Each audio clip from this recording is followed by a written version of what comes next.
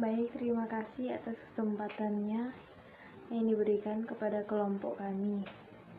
Kami dari kelompok 9 yang beranggotakan 3 orang. Saya Margareta Ermawati, NIM 1910416949, dan bersama rekan-rekan saya Abralia Mikaela dan Venilia. Pengguna laporan keuangan Koperasi UMKM. Laporan keuangan koperasi adalah salah satu pokok laporan yang harus disampaikan oleh pengurus dan pengawas kepada anggota. Oleh karena itu, fungsi laporan keuangan koperasi bagi pengurus dan pengawas sangat penting. Jenis-jenis laporan keuangan koperasi. Berikut ini merupakan beberapa jenis laporan keuangan koperasi yang perlu Anda ketahui. Terlebih lagi jika Anda memang bekerja dan bergerak di bidang lembaga keuangan tersebut. Yang pertama, laporan neraca. Neraca merupakan sebuah laporan keuangan yang memuat informasi menyeluruh mengenai kondisi finansial sebuah koperasi. Laporan ini akan dibuat berdasarkan jumlah aset yang dimiliki koperasi pada jangka waktu tertentu. Yang kedua, laporan simpanan wajib dan pokok. Sebuah koperasi selalu membutuhkan laporan mengenai simpanan wajib atau pokok yang sudah disetorkan anggotanya setiap bulan. Ini merupakan salah satu materi laporan keuangan koperasi yang perlu pengawasan tertib. Yang ketiga, laporan peminjaman. Laporan yang ini akan menunjukkan berapa banyak anggota koperasi yang telah mengajukan pinjaman dana. Selain itu, juga bisa melihat kalkulasi keseluruhan pinjaman yang telah terjadi pada satu periode. Yang keempat, laporan pembayaran pinjaman dan bunga. Untuk urusan pembayaran kredit, laporan ini memuat segala informasinya. Setiap angsuran dan pembayaran bunga akan tercatat dengan rapi pada laporan pembayaran peminjaman serta bunga.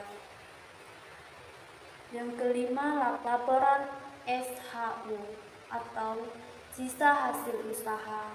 Pada setiap periode yang telah disepakati bersama, koperasi akan membayarkan sejumlah sisa hasil usaha kepada para anggotanya. Jumlah pembagiannya akan tertuang pada laporan SHU. Pengguna utama dari laporan keuangan koperasi adalah yang pertama, para anggota koperasi. Anggota koperasi adalah setiap warga negara Indonesia yang mampu melakukan tindakan hukum atau badan hukum koperasi yang memiliki kepentingan ekonomi yang sama dan memenuhi persyaratan sebagaimana ditetapkan dalam anggaran dasar koperasi. Yang kedua, pejabat koperasi. Pengurusan koperasi adalah orang-orang yang dipilih untuk masa jabatan paling lama 5 tahun sesuai dengan anggaran koperasi. Yang ketiga, calon anggota koperasi. Calon anggota adalah individu yang terdaftar pada KSP Kooperatif Inti Makmur. Yang keempat, bank. Bank adalah suatu badan yang berfungsi sebagai pengambilan dan pemberian kredit baik untuk jangka pendek maupun jangka panjang. Yang kelima, kreditur. Kreditur adalah pihak yang memiliki tagihan kepada pihak lain atas properti atau layanan jasa yang diberikannya. di mana diperjanjikan bahwa pihak kedua tersebut akan mengembalikan properti yang nilainya sama atau jasa. Yang keenam, kantor pajak. Kantor Pelayanan Pajak atau KPP adalah unit kerja Direktorat Jenderal Pajak yang bertugas melayani perpajakan masyarakat. Baik, saya akan melanjutkan. Adapun tujuan atau kepentingan pemakaian terhadap laporan keuangan koperasi adalah menilai pertanggungjawaban pengurus, menilai presentasi pengurus, menilai manfaat yang diberikan koperasi terhadap anggotanya, menilai kondisi keuangan koperasi, rentabilitas, likuiditas, dan solvabilitas. Sebagai bahan pertimbangan untuk menemukan jumlah sumber-sumber daya dan jasa yang akan diberikan kepada koperasi, tujuan laporan keuangan koperasi. Tujuan laporan keuangan koperasi adalah untuk menyediakan informasi yang berguna bagi pemakaian utama dan pemakaian lainnya. Beberapa hal yang dapat diinformasikan oleh laporan keuangan. Manfaat yang diperoleh setelah menjadi anggota koperasi, presentasi keuangan koperasi selama 1 periode, transaksi kejadian dan keadaan yang mengubah sumber daya ekonomis, kewajiban dan kekayaan bersih dalam 1 periode. Karakteristik laporan keuangan koperasi. Laporan keuangan koperasi mempunyai karakteristik tersendiri sebagai berikut. Laporan keuangan. Laporan keuangan biasanya meliputi neraca, laporan posisi keuangan, laporan sisa, hasil usaha, dan laporan arus kas yang penyajiannya dilakukan secara komparatif.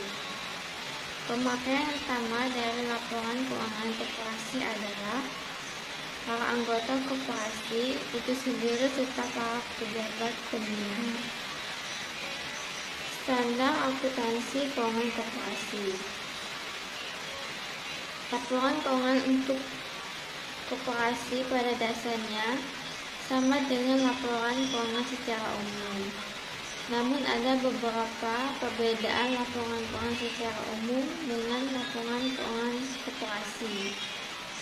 Perhitungan hasil usaha pada koperasi harus dapat menunjukkan usaha yang berasal dari anggota dan bukan anggota. Laporan keuangan koperasi bukan merupakan laporan keuangan konsolidasi dan koperasi bila terjadi penggabungan 2 atau lebih koperasi.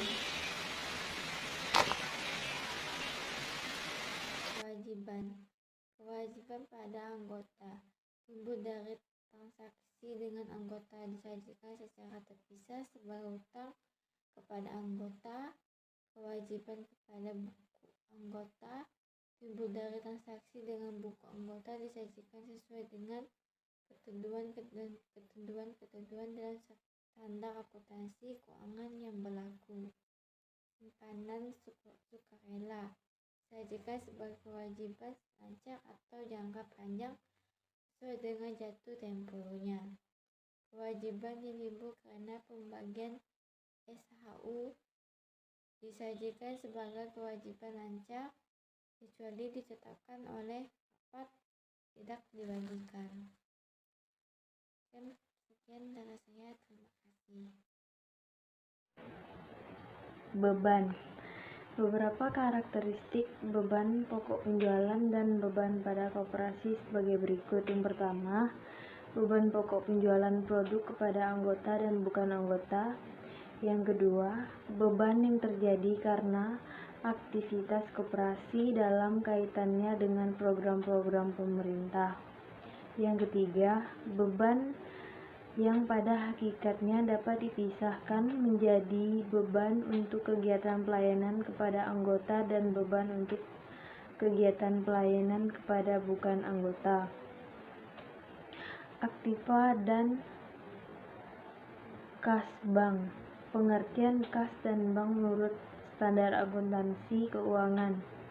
Yang pertama, kas adalah alat pembayaran yang siap dan bebas digunakan untuk membiayai kegiatan umum perusahaan. Yang kedua, bank adalah sisa rekening giro perusahaan yang dapat dipergunakan untuk membiayai kegiatan umum perusahaan. Penggunaan pos, kas, dan bank dalam neraca koperasi. Yang pertama, kas dan bank milik koperasi yang penggunaannya tidak dibatasi. Yang kedua, kas dan bank milik koperasi yang wewenang penggunaannya dibatasi. Kas dan bank atas nama koperasi atau titipan dan oleh karena itu wewenang penggunaannya dibatasi. Sekian, terima kasih.